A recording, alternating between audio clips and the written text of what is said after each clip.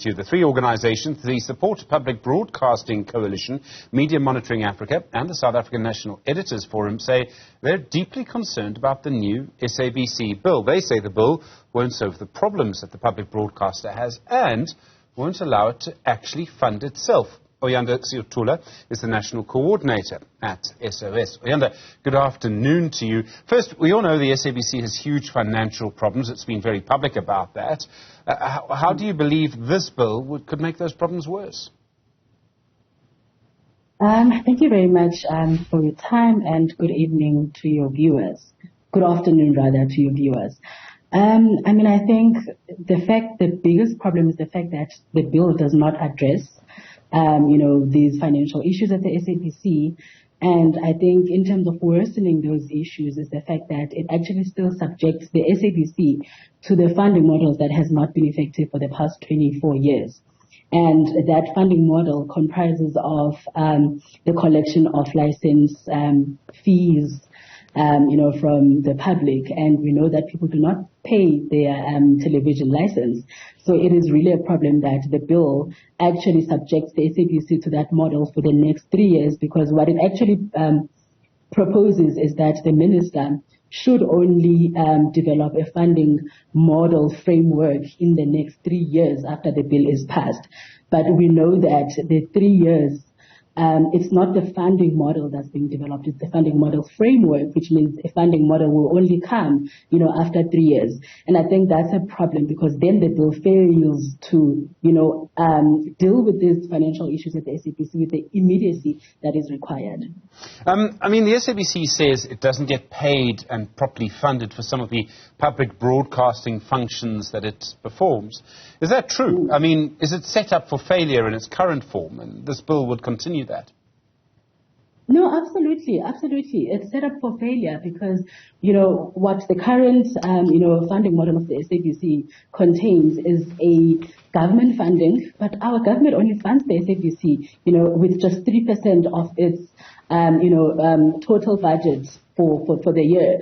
And 3% is insufficient because the SABC carries a public mandate, and that public mandate is important. It is, important for dipping, our democracy as a country and for moving us forward in a united manner. And if the SABC is then not able to perform that role due to lack of funding, not only by government, but also the fact that, the current sources of income for the SABC are just not proving to be effective.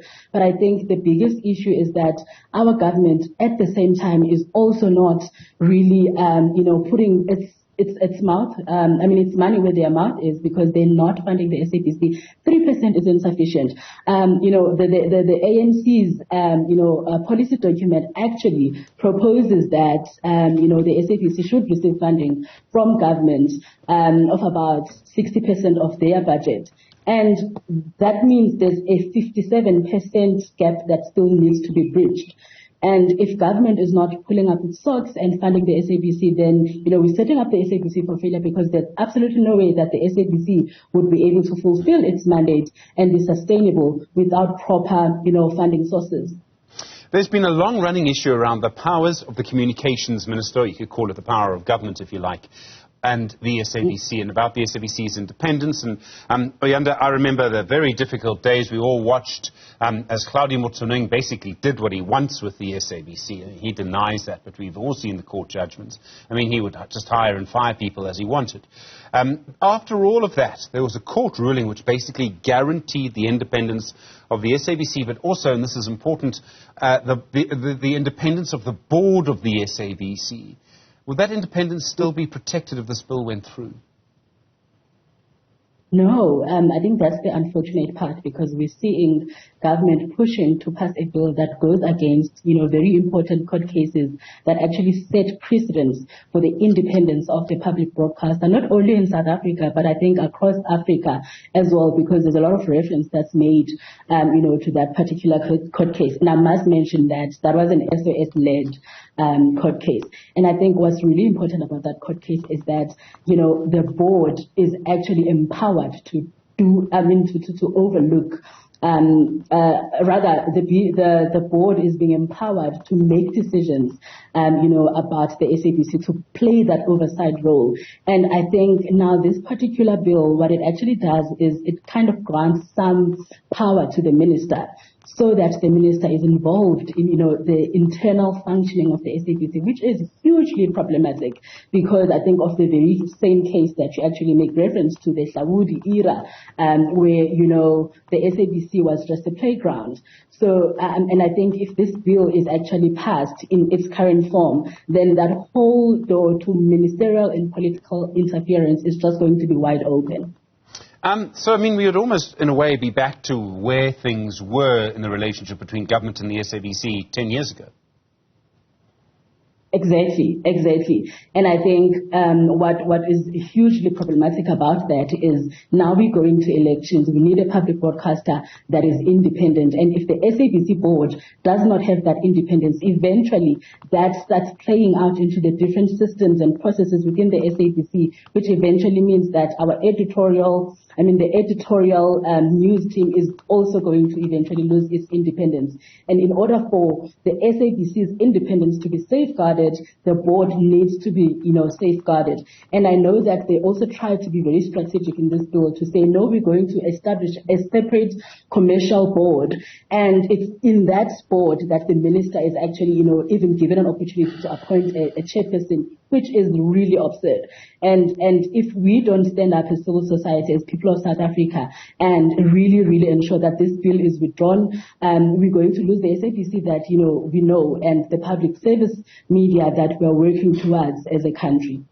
There's another aspect to this, which is for a long time, the editor-in-chief at the South African Broadcasting Corporation wasn't, in fact, the head of news and current affairs. It was the CEO. What that means is that, for a time, Dali Mpofu was the editor-in-chief at the SABC as the group CEO of the SABC, a long time ago now.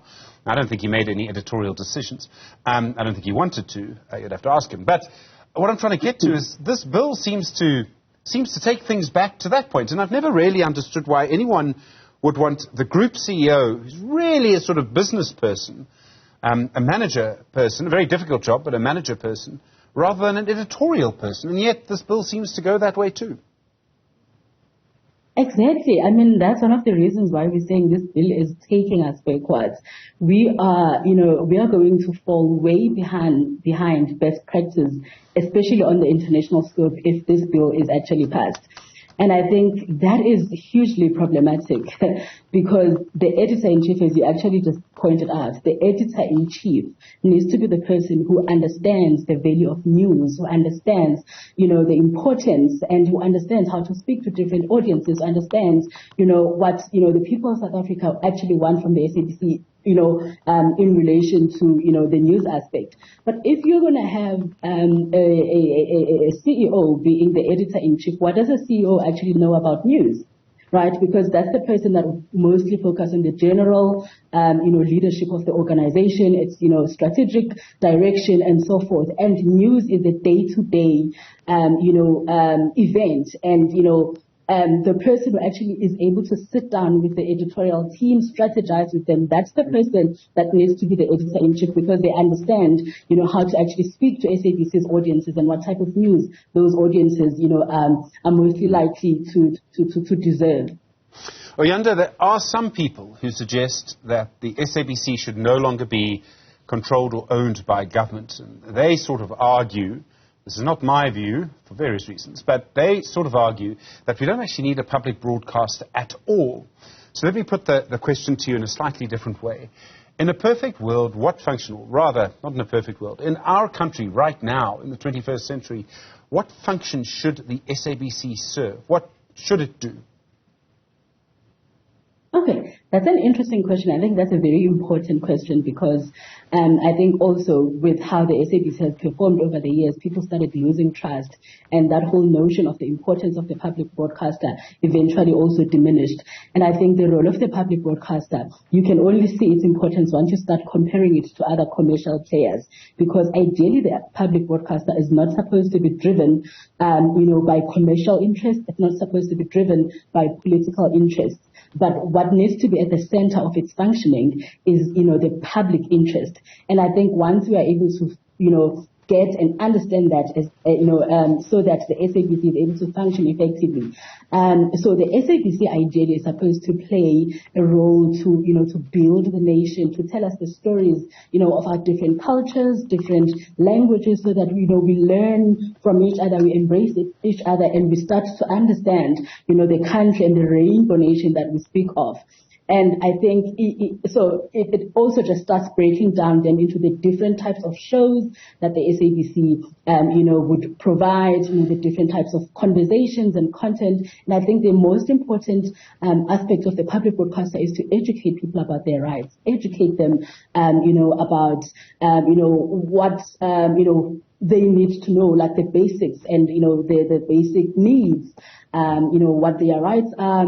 Now we're going to election, what's going to be important is civic education around, elections, which parties to vote for, what the writers' votes are, that kind of information. So to kind of really, play that civic education role, and speak to the marginalized, because we know that the commercial, players do not do that. So the SABC speaks to the poor, the SABC speaks to the marginalized, and we're talking about women, we're talking about children. So broadly, if the SABC were to, really play its role and be effective, it would have to really diversify and speak to the different needs of our broader community, and also just start, shaping, the narrative within the country to be more, representative of the broader community.